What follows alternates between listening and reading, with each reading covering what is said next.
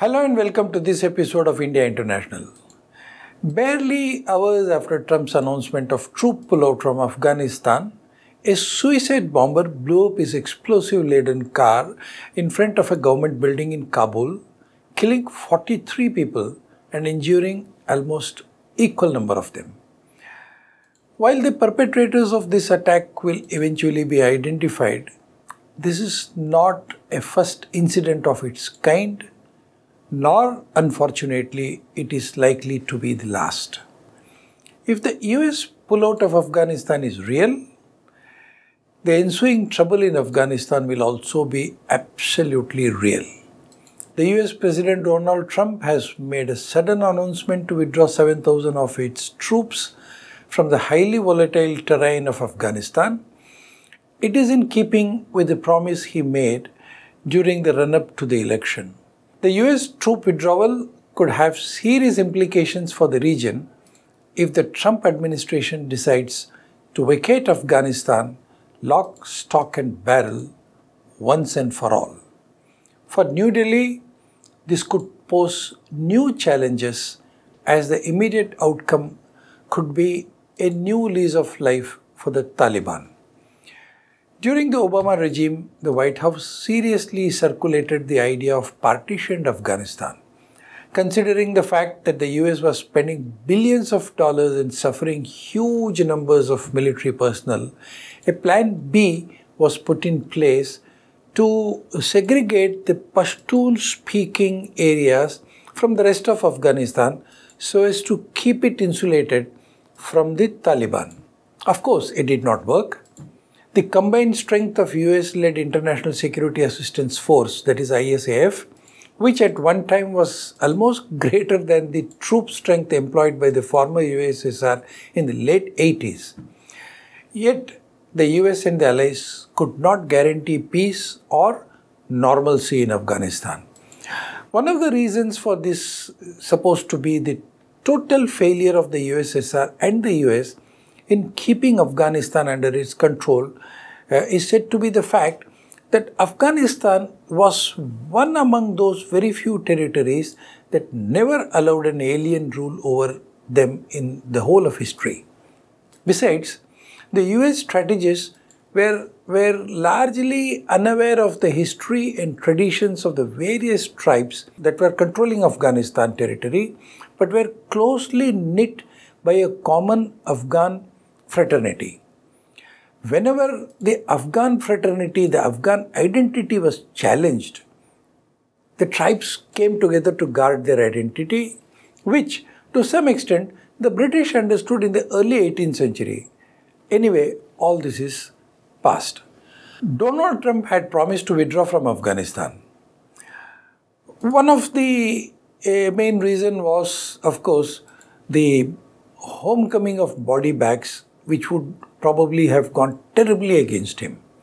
More importantly, Trump's foreign policy appears to be greatly influenced by his domestic policy and America First policy. While the US would very much continue to keep the economic domination over the rest of the world, the White House would like to be seen less as the global cop. It is too early to say that the US would like to completely withdraw from all global military initiatives that have been undertaken in all these years, since the end of Second World War and also the end of the Cold War.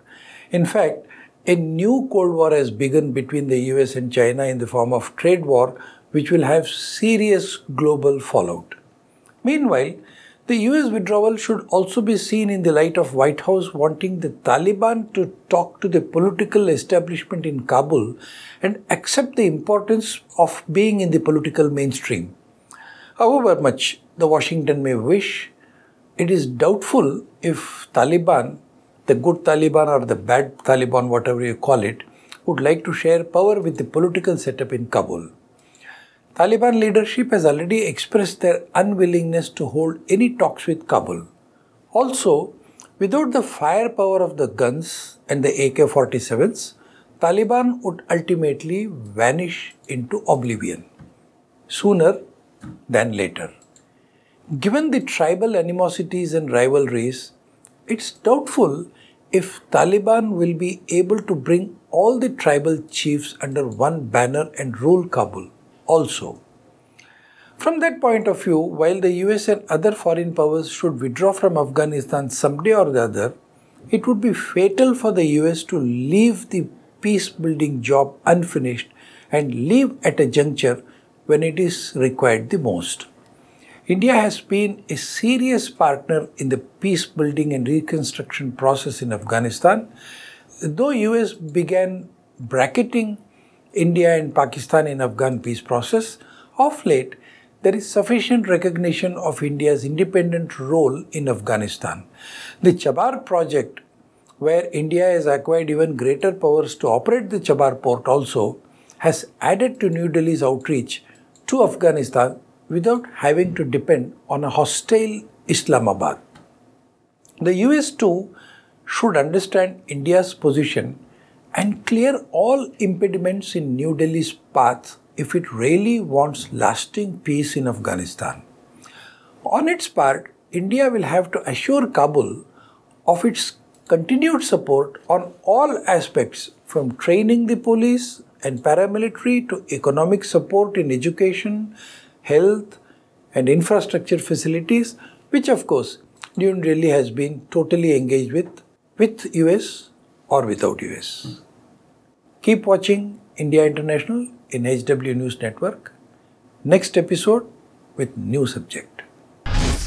If you like this video, please share it, and we would love to hear your comments in the comments section down here. Also, please do like our Facebook page and follow us on Twitter to get minute-to-minute news updates. For more such shows and videos, well, subscribe to our YouTube channel.